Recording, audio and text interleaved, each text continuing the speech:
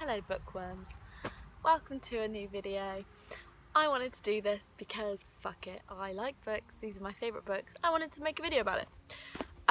Hopefully you can hear me, but I'm going to just run through some of the books that I loved from growing up to now. I've always been a reader from as early as I can remember. I loved reading and getting sucked into these worlds and escaping, and I think I put a lot of my interest in the world and lots of random things down to the fact that I was reading about them from an early age. Some of the books that I still have that I loved back when I was younger is Scarlett by Cassidy. I loved Cassidy books. I've got loads of them, but Scarlett I remember being my favourite when I was a little bit older because, you know, she's a bit of a rebel and the cover's just gorgeous. But I don't know, I just really enjoyed reading about her sort of rebellish ways into being loving where she lives and nature and all that stuff. I loved the redemption arc and I thought it was so interesting. But then I think when I look back now, she's only 14, which sounds ridiculous for half the stuff she does, but whatever. Loved it. Another book I really loved when I was younger was The Declaration, which is actually a trilogy, but I've only read 2, I think, of them. It's all about life in the future when we can cure age, and there's a pill that you can take to stop you aging. So basically everyone's living forever, which means there's not enough space in the world for people to still have children. So if you have the pill, you can't have children. But people who do have children, despite the fact that they are living forever, the children get taken away and basically become servants. They're called surpluses. And this one's about Anna and her story to escape and find her parents and all that kind of thing, and it's so good. And the second one gets more into what they're doing with these surpluses that aren't going into the workforce. So interesting, really eye-opening, really fun, great reading. A classic. I feel like everyone and their mum has read this book. It's called Inkheart, obviously, by Cornelia Funke. And it's about what happens when words are read out loud. Some people can magic them into reality, and they brought into this world. So characters from the book Inkheart come out into the world of Meggie, and the film is really good. It's got Brendan Fraser in. I just love this book, but I couldn't get into the ink spell because it's ink spell and ink death, and I just loved this one as a solitary book. Need I say anything? I loved this series. I read it before I watched the film. Yeah, I read Divergent before I watched the film, but I think I had seen stills, so I kind of imagined the characters as they are, but the set, I imagined way better. But I love the film because I love Shailene Woodley, but this book, I just fell in love with it. Obviously we don't need to talk about Allegiant, I will cry, but this, yes. This book. So I think I got this as a hand-me-down from a friend, and I just was I'll read it, whatever. I was interested because there were these pages of handwriting and little notes and stuff throughout, so I was oh, that seems cool, and I just picked it up and I just became obsessed. So this is about Lenny and her sister Bailey, and basically life through grief as her older sister dies, as well as experiencing love, growing up, having to deal with all that, family. It's just a glorious book. It's so well written, it's so poetic in its writing style. It has poems littered throughout, which are the little pages of notes, but they all make sense at the end as to why they're in there, and it ties together, and it's just, you will cry, you will laugh, you will fall in love. This book was a defining book in my reading life, in my writing life. I love it. And then she went and did not a sequel, she just did another novel. It's called I'll Give You the Sun. So this is Jandy Nelson. I love her.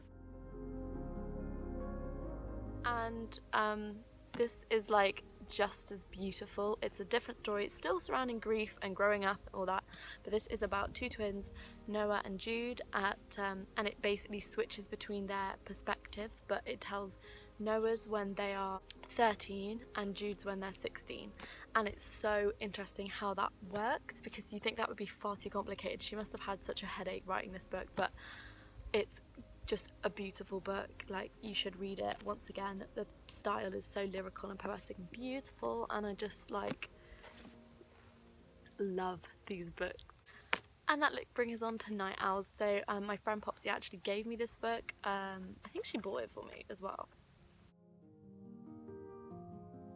And it follows the same sort of YA trajectory of these two, but it's just really interesting. So it's about Beatrix, I forgot her name, and Jack, and basically the Night Owls are the buses that run at night in San Francisco, at least in this book.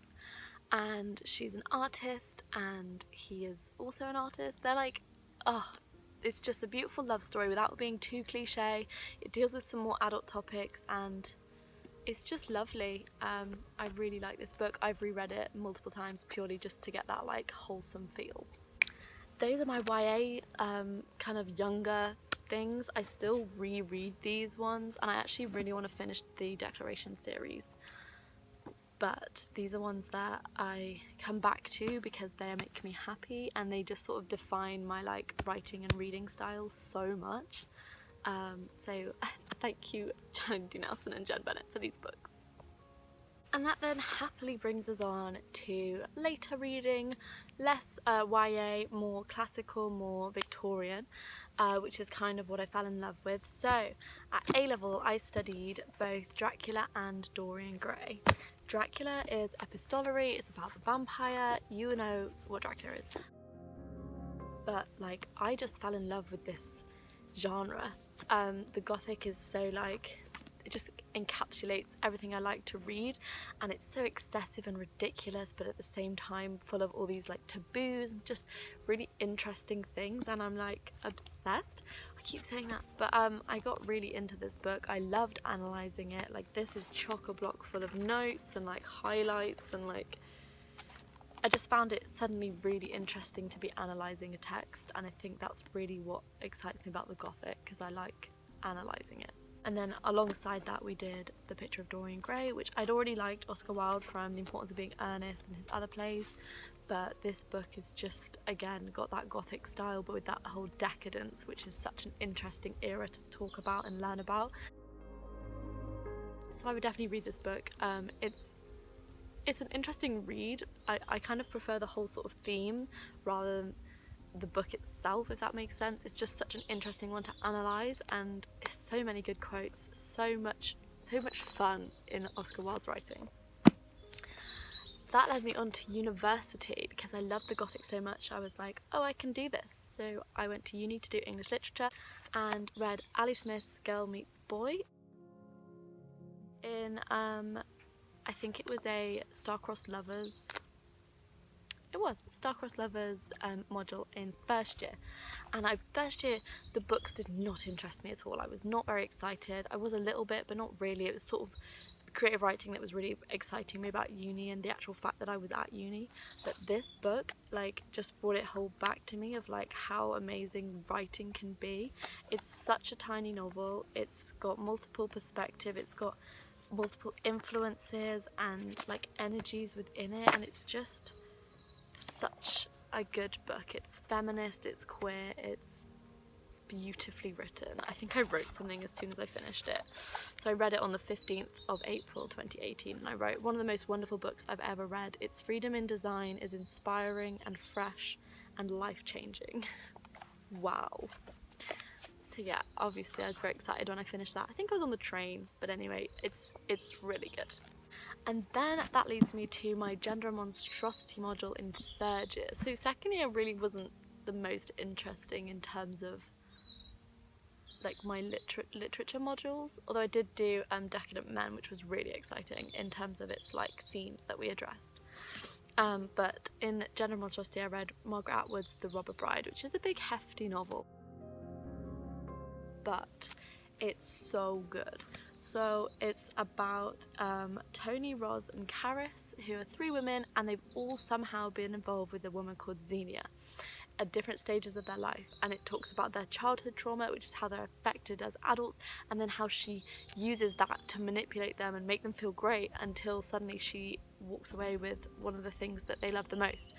So it's such an interesting look into neo-Victorianism and the femme fatale, and it's just so good. And if you read Handmaid's Tale or you're interested in Margaret Atwood, I would really recommend this one. It's a big boy, but it's so interesting, and it's such a good like look at women in the world.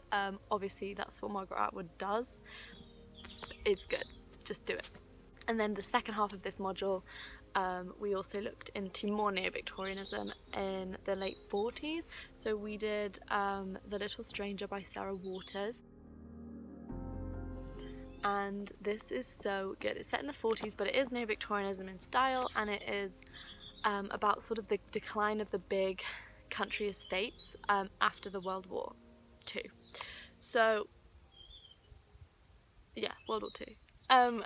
So you meet Faraday, who is your narrator. He's a doctor. He seems kind of great at the start, and then as you're reading, you're like, I can't quite tell if I'm supposed to like this man or not, which is, I think, something so interesting when you get second guessing yourself as the reader.